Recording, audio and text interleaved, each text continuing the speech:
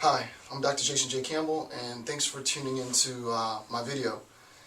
In this video, we're going to discuss and continue the discussion on Jose Ortega y Gasset's Revolt of the Masses. I did a three-part video lecture in the last discussion, started discussing Gasset's work, and it's called The Revolt of the Masses. And this is by Ortega y Gasset.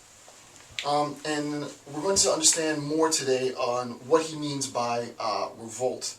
We'll understand the nature of the revolt. It's not as you think. It's not necessarily a coup in a sense. It's not like the masses overthrowing the government. At least at this phase of the analysis, that's not what he's implying. And second of all, we're going to understand a little bit more on what Gasset means by the masses.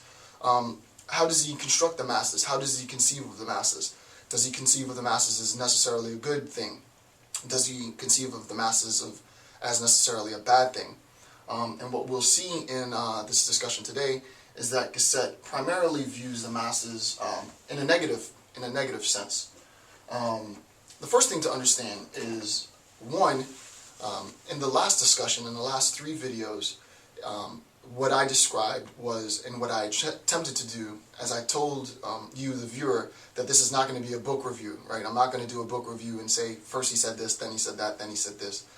What I'm going to do in this is that I'm going to do an analysis of the book, so that there's a bit of discussion on what the book is about, what the author defends and subscribes to, but also the application of the author's Gasset's theory or ideas to a practical, everyday, real-world phenomenon. In the last lecture, what we recognized was that the masses have power, right? So in the last chapter, in the very first chapter, we recognized that the masses have power. Well, how do we make sense of that power in a contemporary society? And the gist of the last video was to say that the power of the masses is housed within their ability to vote, right? And I've done many videos on the importance of voting and so on and so on. Okay, so that we recognize that there's a certain amount of power. What he does in chapter 2, which we'll be discussing today, is he starts to describe sort of the habits, because we also said that anytime we talk about the masses, we're talking about the masses as existing within the public sphere, not within the private sphere, by definition. So once we're talking about analyzing and sort of attempting to understand the structure of the masses publicly, then we recognize that there is direct association between the masses and the habits that we have as people. How do we function as public individuals, right, as a mass? And the last thing that we discussed in the last video was the separation of the classes, right? The upper class, the middle class, the lower class. Specifically, what Gasset does in chapter 2 is that he describes those three classes, and he uses technical terms, technical terms, to describe exactly what we would say by the upper, middle, and lower class. Instead of the upper class, he calls it the aristocracy. Instead of the middle class, he calls it the masses. And instead of the lower class, he calls it the minority. So that for Gasset, we have the aristocracy, we have the masses, and then we have the minority. And what he's going to focus on in chapter 2 is the role of the masses in that sort of trifecta relationship. Okay, with that being said, and I wanted my discussion to be a little bit more focused, so I have some notes that will guide my analysis of chapter 2. Let's begin with chapter 2. All right, and in chapter 2, this is called The Rise of the Historic Level. The Rise of the Historic Level. Okay, so this idea of leveling becomes essential in the discussion of chapter 2, and hopefully by the end of this video you'll have an understanding on what Gasset means by the idea of leveling. He introduces this concept of leveling, specifically historical leveling, what that means, and also hopefully what I'll be able to do is I'll be able to communicate how historical leveling correlates to the his concept of the average existence, or the average man, right?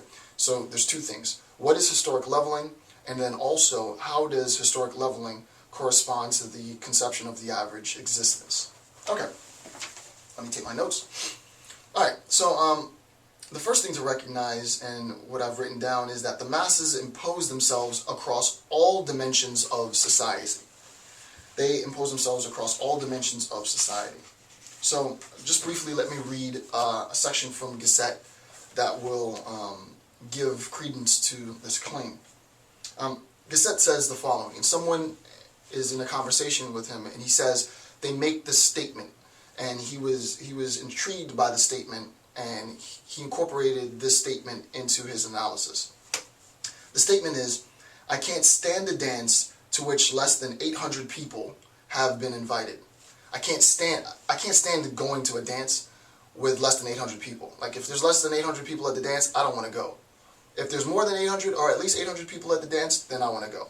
So the claim is, I can't stand a dance to which less than 800 people have been invited. And then Gasset says, "Behind this phrase, I perceive that the style of the masses is triumphant over the whole area of modern life." It's triumphant over the whole area of modern life. And imposes itself, right, the will of the masses, imposes itself even in those sheltered corners which seemed reserved for a happy few, right? Imposes itself. So now what we have to talk about is sort of this notion, this conception of the imposition of the masses. And what we're going to do is we're going to use Gasset's phrase, right? We'll have the mass here. We'll have the mass here. We will have the minority here. And we'll have the aristocracy. Right? So we have the aristocracy, we have the masses, and we have the minority.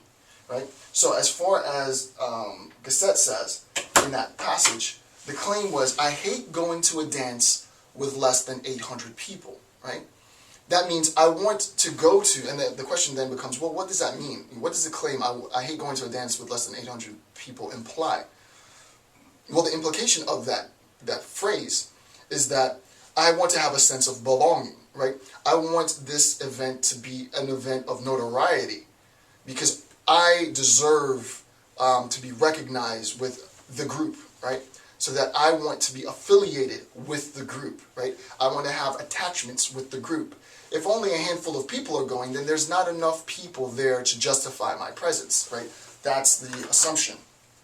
So that the first thing that we can recognize with respect to how the mass behaves, remember, in the last video, we talked about one of the associations between the mass and existence is that the mass, in viewing the mass, we understand the habits of public life. Well, the masses want to go in both directions, right? The masses are trying to spread. There's a portion of the masses, which we would call the upper middle class and the lower middle class. The upper middle class is attempting to arrive at aristocracy, right? They're the middle class that feel as though, and many of them are, on the cusp of transitioning from the middle class into the aristocracy, right? And in a technical sort of contemporary sense, what does that mean? These are the families who might both have professional parents in the family. Mom and dad might both be, lawyers or physicians or professors, academics, whatever it might be. Their combined income might almost be $250,000, and they're in the upper middle class. Well, they're close to transitioning into sort of the idea of the aristocracy.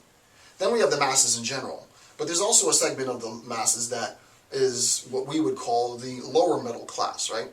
And this group of the masses is quickly on the cusp of losing everything that they have and transitioning into what Gasset would call a minority status, or we in a contemporary sense would call the lower class. So that what we recognize first is that the mass, and his technical way of phrasing it was to say that the masses imposes itself in the sheltered corners which seem reserved for a happy few, Remember, 95%, 5%, 1%. These are the happy few, right? These are the happy few. These are the masses, and the masses are imposing itself on this select group. And we'll make sense of that, more sense of that in a moment.